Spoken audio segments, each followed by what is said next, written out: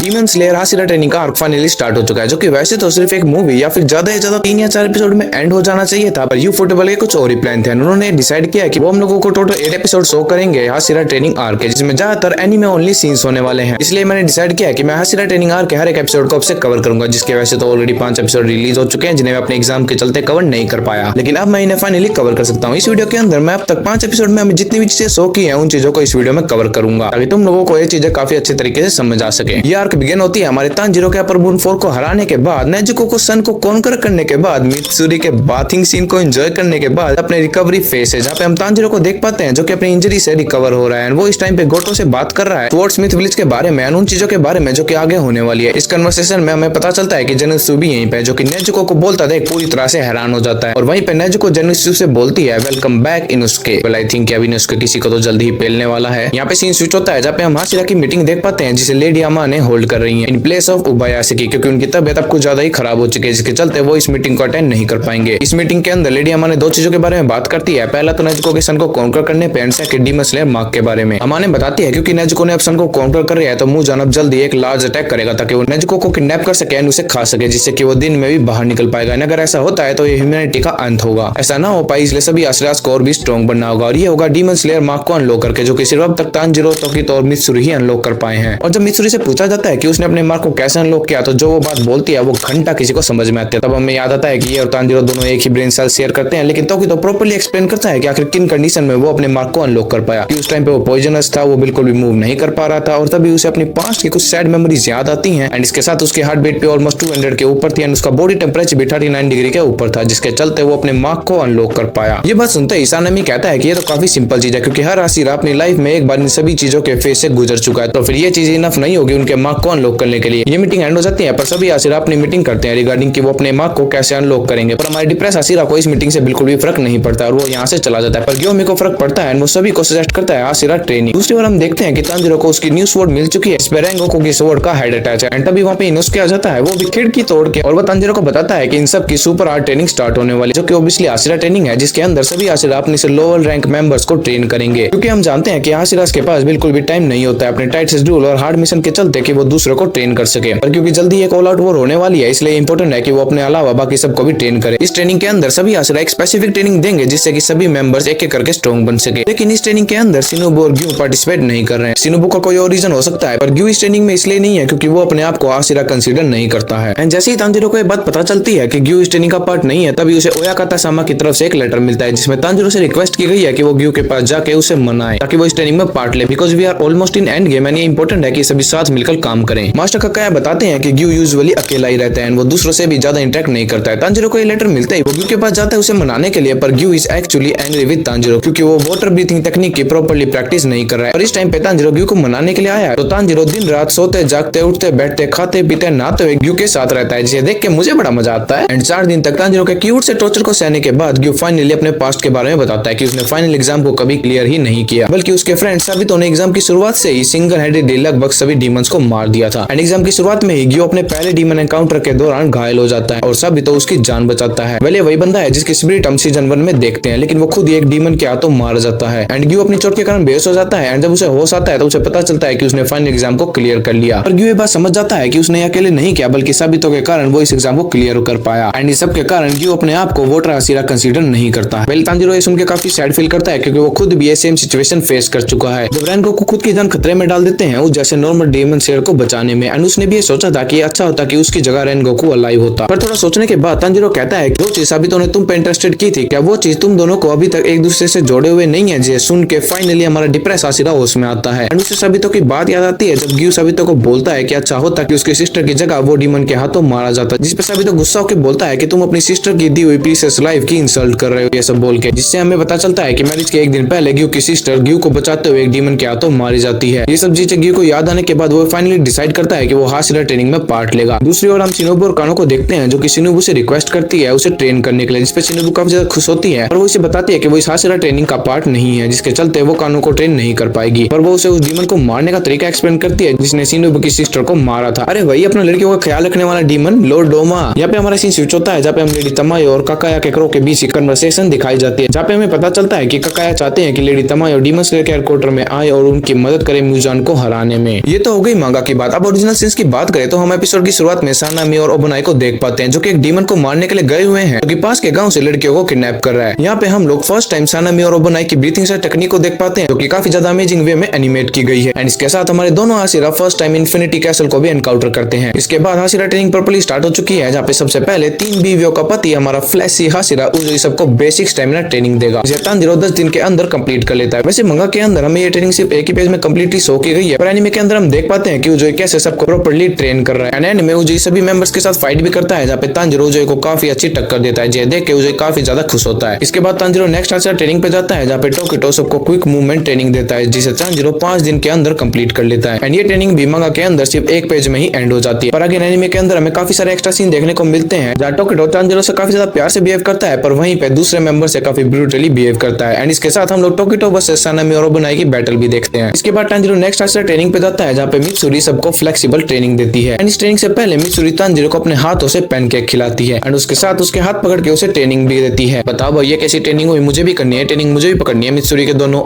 हाथ पकड़ने हैं। वेल ट्रेनिंग भी तांजीरो कंप्लीट कर लेता है। इसके बाद वो ओबनाई के पास जाता है, जो कि स्वॉर्ड स्किल को और भी ज्यादा पॉलिश करने की ट्रेनिंग देता है। पर वहां जाते ही वो तांजीरो से काफी ज्यादा गुस्सा हो जाता है, क्योंकि ओबनाई को मित्सुरी का लेटर मिलता है, जिसके अंदर वो तांजीरो को क्यूट बताती है। एंड इस लेटर को पढ़ने के बाद ओबनाई की पूरी तरह से सटक जाती है, वो तांजीरो को काफी हार्शली ट्रेन करता है। इस ट्रेनिंग में तांजीरो देखता है कि ओबनाई ने एक रूम के अंदर काफी सारे डीमन स्लेयर के मेंबर्स को पिलर से बांध रखा है, एंड वो और तांजीरो अब इस रूम में लड़ने वाले हैं। देखो अगर यहाँ पे कोई भी गलती हुई तो तांजीरो किसी भी मेंबर को हिट कर सकता है, एंड वो यहाँ पे स्ट्रगल करता है, पर ओबनाई बिल्कुल भी नहीं करता है। पर इवेंचुअली तांजीरो इस ट्रेनिंग को भी कंप्लीट कर लेता है, एंड ओबनाई उसे वार्निंग भी देता है कि मित्सुरी से दूर रहिए। इसके बाद तांजीरो सानामी के पास जाता है नेक्स्ट ट्रेनिंग के लिए, जो कि ट्रेनिंग कम और बुलिंग ज्यादा होती है, क्योंकि सानामी लिटरली हर किसी को बस पीट रहा है। देखो सानामी की ट्रेनिंग है कि वो एक बार में मल्टीपल हिट्स कैसे मारते हैं वो सिखाएगा, पर मेन बात यह है कि सिर्फ सानामी ही है जो कि मल्टीपल हिट्स मार रहा है सबको, एंड हमारे तांजीरो को कुछ ज्यादा ही मारता है। और यहाँ पे जेनुत्सु भी है, जो कि काफी टाइम से सिर्फ मार ही खा रहा है। आगे हम गेन्या और सानामी की कन्वर्सेशन देखते हैं, जहाँ पे गेन्या सानामी से माफी मांगता है उसकी पास्ट में की हुई बातों के लिए, एंड इसके साथ वो ये भी बताता है कि उसने डीमन से लड़ने के लिए डीमन तक को भी खाया हुआ है। जिसे सुनते ही सानामी पूरी तरह से पागल हो जाता है और वो सीधा गेन्या पे अटैक कर देता है, लेकिन वहीं पे तांजीरो भी होता है एंड वो गेन्या को बचा लेता है। पर तांजीरो के इंटरफेस करने के कारण तांजीरो एंड सभी मेंबर सानामी से भिड़ जाते हैं, जिसके चलते तांजीरो को सानामी के पास भी जाने से बैन कर दिया जाता है, जिसके कारण बिना ट्रेनिंग को कंप्लीट करे हुए वो जेनुत्सु नेक्स्ट हाशिरा ट्रेनिंग पे चले जाते हैं, जहाँ पे वो दोनों इनोसुके और कुछ मेंबर्स को वाटरफॉल के नीचे ट्रेनिंग करते हुए देखते हैं। एंड इसके साथ वो दोनों स्टोन हाशिरा को आग के बीच में ट्रेनिंग करते हुए देखते हैं, जिसे देख के उन दोनों की बिल्कुल ही फट जाती है। एंड हमारा 5th एपिसोड यहीं पे एंड हो जाता है। वेल मंगा के अंदर अब सिर्फ 3 या 4 चैप्टर ही बाकी हैं, सो आई वंडर कि हम लोगों को बाकी के 3 एपिसोड में आखिर क्या देखने को मिलने वाला है। बाकी इस वीडियो के लिए इतना ही। आई होप कि तुम लोगों को वीडियो पसंद आई। अगर पसंद आई तो इस वीडियो को लाइक करना है, चैनल को सब्सक्राइब कर लेना, एंड मैं तुम लोगों से मिलता हूँ अगली वीडियो में। तब तक के लिए